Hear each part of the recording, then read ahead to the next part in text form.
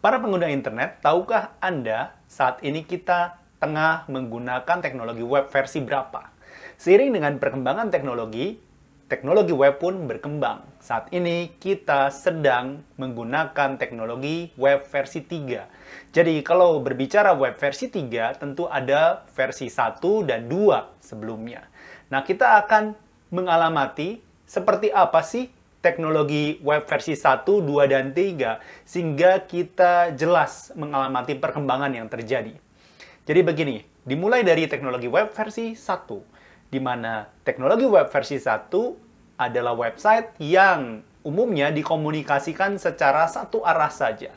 Jadi, pada teknologi web versi 1, website hanya ditujukan sebagai brosureware atau hanya sekedar menampilkan informasi saja, tidak yang lain. Teknologi pun berkembang. Akhirnya dikembangkanlah teknologi web versi 2. Teknologi web versi 2 memampukan netizen bisa berinteraksi di website yang sudah dibuat oleh perusahaan misalnya. Jadi, komunikasi yang terjadi pada web versi 2 adalah dua arah atau sinkronus. Dalam hal ini, website yang dibuat bisa digunakan sebagai ajang interaksi antara pemilik website dengan para netizen di luar sana yang terkoneksi melalui internet, atau bisa berkomunikasi antar netizen pada website yang dibuat tadi atau didedikasikan untuk berbagai layanan di internet.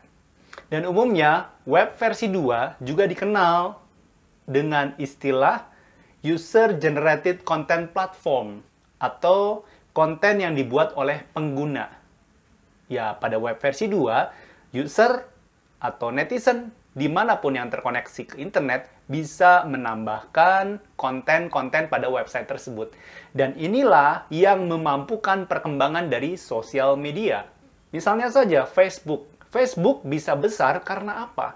Bukan karena Facebooknya sendiri, tapi karena user atau netizen yang bisa bergabung di situ dan mengisi berbagai macam konten. Seperti misalnya mengirimkan status, menulis komen, memberikan like atau dislike misalnya, mengirimkan konten gambar, konten video, dan sebagainya. Berkomunikasi dalam suatu forum diskusi misalnya, sehingga Facebook menjadi suatu sosial media yang kaya akan data atau informasi, termasuk juga informasi yang terbilang private. Tanpa teknologi web versi 2, tidak akan ada yang namanya jejaring sosial. Nah, saat ini kita sudah masuk ke teknologi web versi 3. Menarik, di teknologi web versi 3, ada banyak sekali pembaharuan yang membedakannya dengan web versi 2. Misalnya, pada web versi 3, web dimampukan dengan artificial intelligence atau kecerdasan buatan.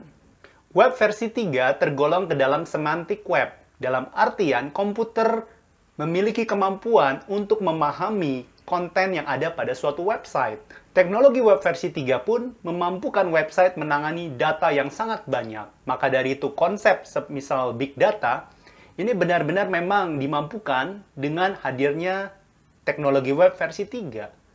Selain itu, teknologi web versi 3 memampukan siapapun mengakses internet atau website menggunakan berbagai macam perangkat atau akses multi-platform. Seperti misalnya, suatu website yang diakses melalui smartphone, melalui komputer desktop, laptop, tablet, atau apapun gadgetnya, informasi menyesuaikan dengan perangkat yang digunakan, tanpa harus kehilangan informasi penting yang perlu ditampilkan. Teknologi web versi 3 memungkinkan siapapun mengakses internet dengan banyak sekali kemudahan dan banyak fitur.